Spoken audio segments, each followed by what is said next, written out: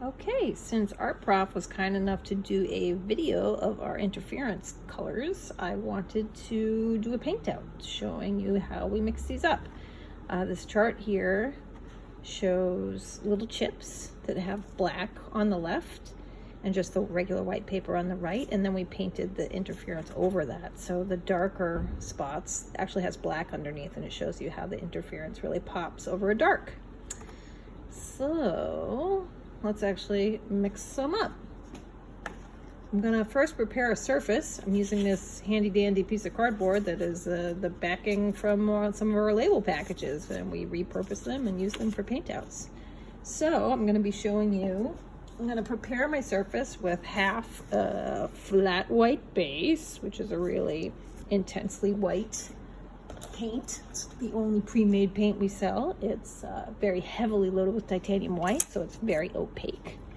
And I'm going to do half Silica Flat mixed with black pigment dispersion, basically making a black gesso. Okay, so I've got my flat white base in my cup. I'm gonna I think I'm going to add just a tad of water. I'm gonna open my water first. Tad of water to get it to flow a little bit more. Mix it with my stick.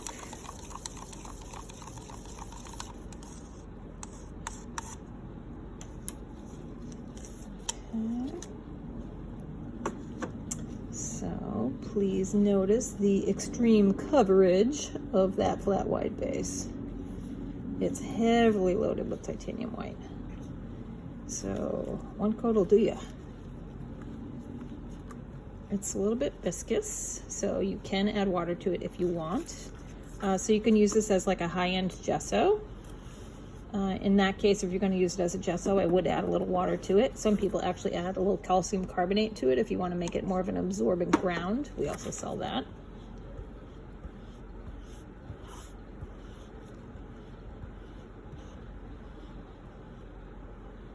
Okay, so flat white base is great to use as a tint base. You know, you can just get lighter values when you add your dispersions to it, or you can just use it as a high-end gesso, or just a straight up white paint. Okay, well, that's done. Now we'll do our black. So I've got my Silica Flat in my cup. I'm going to shake my carbon black dispersion, pigment concentrate. You always want to shake them first because we don't put any fillers in there to aid in suspension. The black is pretty darn strong, tinting strength 4, that's awfully high, 5 is the highest. So this is a super black.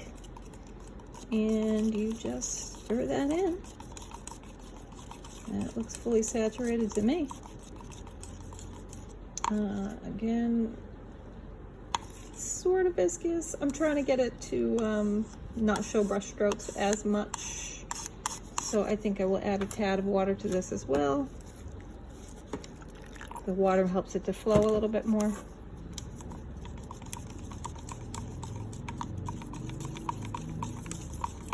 We use only high resin binders, so you can actually put a fair amount of water in there without worrying about it interfering with the paint film.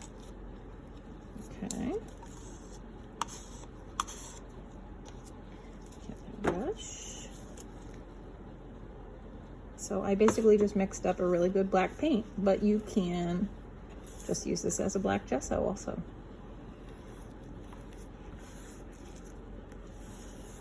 Super black. Great coverage, as you can see.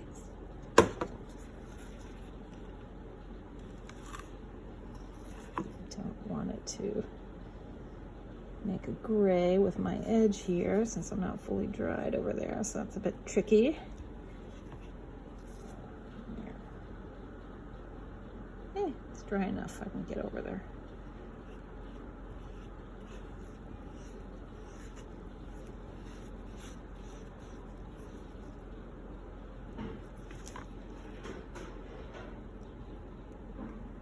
All right, well, you get the idea.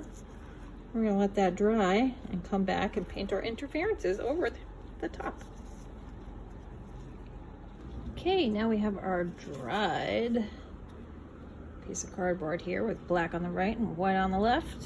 I forgot to mention that Silica Flat and flat white base are also super durable and are amazing for murals, outdoors, indoors, what have you. They last forever. Okay, so now we're going to get back to our interference paint out. I'm going to use urethane 32 because it's clear when it's wet, so we can see our sparkles. Open that cap. So I'm just going to put a little, these deli pint caps, we sell deli pints, we sell all kinds of containers for mixing paint, but these make great little palettes. Okay, then I'm going to put I'm going to use Lumina Green, which is like a super intense interference. These are a little more high-end than the straight up interferences, which we also have. These are just like extra sparkly. Okay, let's see. Now, as some people noted in the comments of Art Prof's video about interference, less is more when it comes to interference. You don't want to overdo it. So actually optimal sparkle effect means use a little less. I'm just going to use like, it's probably even too much. It's probably way too much, but let's see what happens. All right, here's my little mixing tool. Yeah, you can see it's going very green. Now, I could have actually put a little water, a little alcohol actually works well with the urethanes into the powder to just get it to be a little easier to work in. But mica powders, which is what an interference is, mix in pretty well, as you can see. They're not like regular pigments, which are sort of impossible to, regular dry pigments. That's why we always point people towards dispersions, because dry pigments can be a little tricky. That looks pretty good. I may have added too much. Let's see. And you know what? I am going to add just a dose of a little alcohol in here to get it to be a little more flowy for my paper, since I don't have very much urethane down right now. Urethanes are very self-leveling, but that depends on how much urethane you're putting down. Like if it's a very thin coat, it's not going to have a chance to self-level as much. So I'm going to just brush it across. You can see the sparkle there. You can see it, woo, how it shows up over the black, right?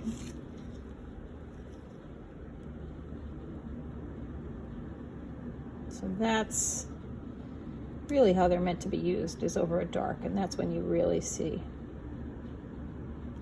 This will look a little different when it's dry, but using the urethanes, which are clear when they're wet, gives you a good sense even when it's wet. So it's super intensely green over the dark, as you can see. It's more of a subtle effect over the white, but you can still see it when at an angle, which is the thing about interferences. You got to like tilt it on an angle to really see it.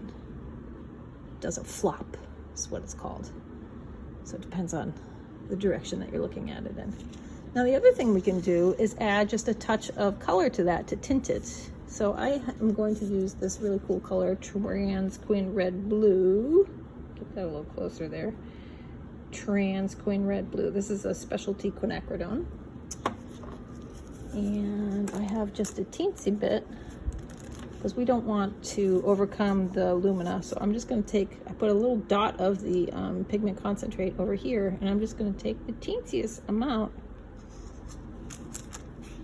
and add it to because I don't have much paint left here. Just going to add it right there. And I'm going to mix it in. So you see how wicked strong that is. It's just like a pinhead of a amount. I'm still tinting it. So then that's going to be a tinted interference.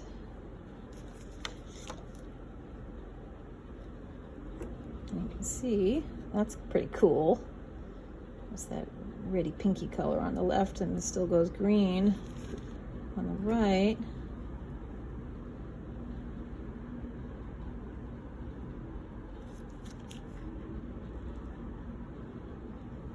So in the more, like on the ridge there, you can see it go red. So that would, again, would have to do with how I applied it. If I applied it a little thicker, I'm out of paint here, you would see that red more, even on the dark. There it is.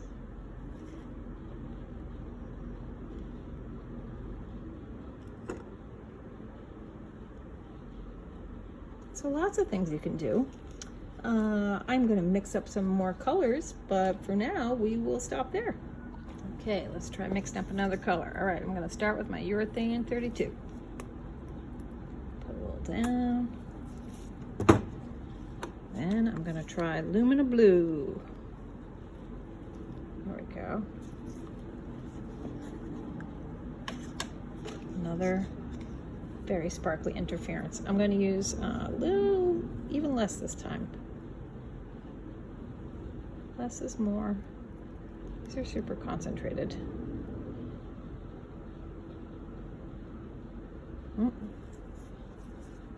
So you can play around with how concentrated you want your lumina, but it's better to use a little less. Maybe I won't use my mixing stick.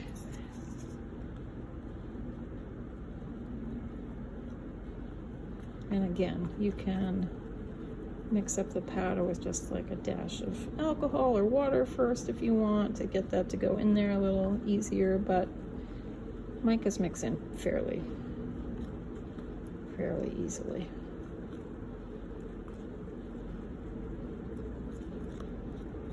All right, that looks pretty good. You can see how cool that is even in the sun.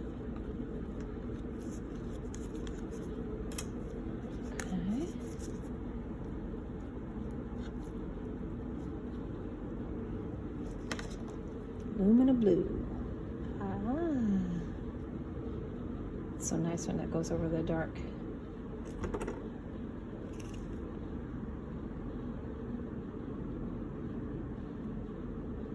Cool. And I'm going to try adding in a touch of that same color, that Trans Quin Red Blue, from my palette over here. And again, I'm just going to pick up a dot of it because it's so strong. Pigment dispersions are intensely concentrated. Put it on the edge there.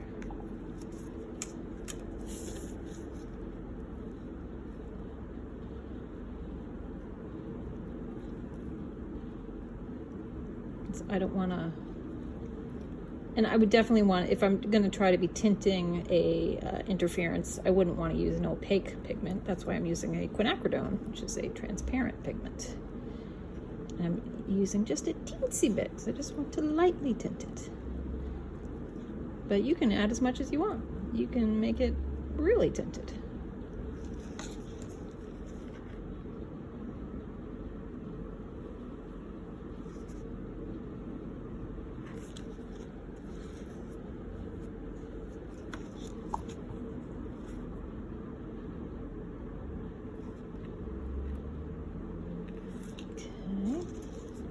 Maybe I want to add a little bit more.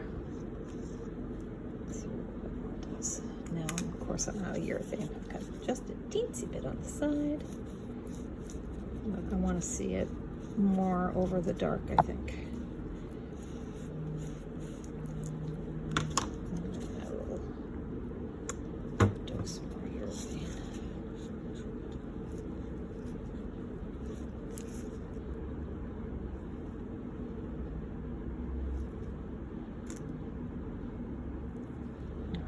I wanted to see that, how that tint looks over the dark, if it changes it much. All right, we'll stop and do a different color. All right, next we're going to do Interference Platinum, which is gold. We have a Lumina Gold too, but I'm just going to use the regular Interference because that's also awesome. And not quite as expensive as the Lumina. So I put a little on my palette, my lid of my deli pint. So this time I'm going to do what I said you could do as an option, is you can put a little alcohol in that if you want, just to like mix up the powder first. if you so choose. And it does like go in there so easily and well that way. It could be a way of doing less mixing with the urethane. Not that that takes that much, but it's just another option. Okay, so I'd say you roughly want about 10% powder to your binder ratio. And you see how gold that got. Now, again, you can make alcohol inks with urethane. Likes alcohol quite a bit. Acrylics do not. You don't want to put alcohol in acrylics. It breaks them up. But, oh, actually, that was water I used. But water works well too, as I was also saying. But we can put alcohol in here if we want. And that just helps even more flow. It makes it more inky. Something is usually called an ink when it's just really oversaturated with pigment and very flowy. Let's see. I want to make this more flowy than last time, so I'm going to add a little bit more.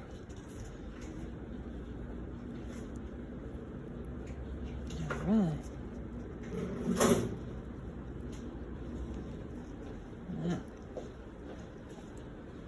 Let's see what happens when we put this interference. Ooh, platinum. Really shows up over the dark, of course. Look at that. Nice.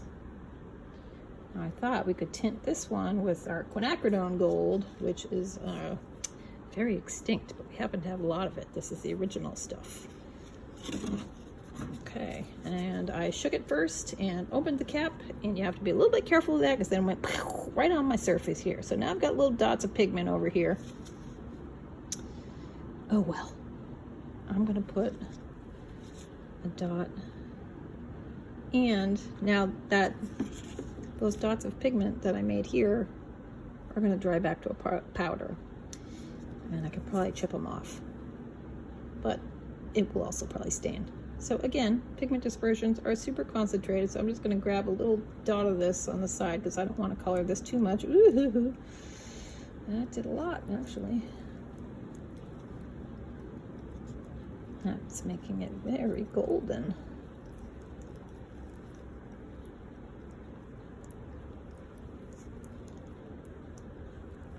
Okay. All right, yeah, watch what happens when I go over this dot right here. Okay, it had dried a little bit, so it didn't re-wet it. Oh yeah, see the streaking? That's what happens. But that can be cool for paint effects if you're going for that kind of thing.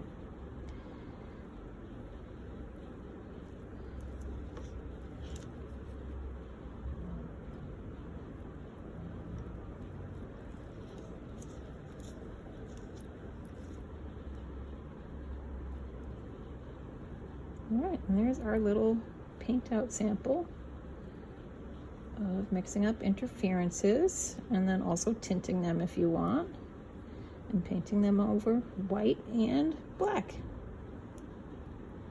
All right, so as you see, the possibilities are just endless. Ta-ta for now.